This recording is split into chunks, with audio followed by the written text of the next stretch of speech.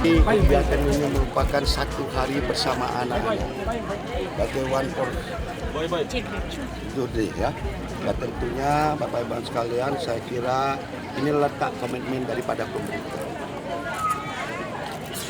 Ini komitmen daripada pemerintah, tidak pandang kasta, tidak pandang yaitu status sosial, bahwa semuanya rakyat Indonesia, semuanya rakyat Sumatera Selatan adalah menjadi tanggung jawab kita untuk memfasilitasi bagaimana supaya nantinya ya anak-anak kita berguna bagi bangsa, negara, paling tidak berguna bagi keluarganya untuk menata kehidupannya ke depan.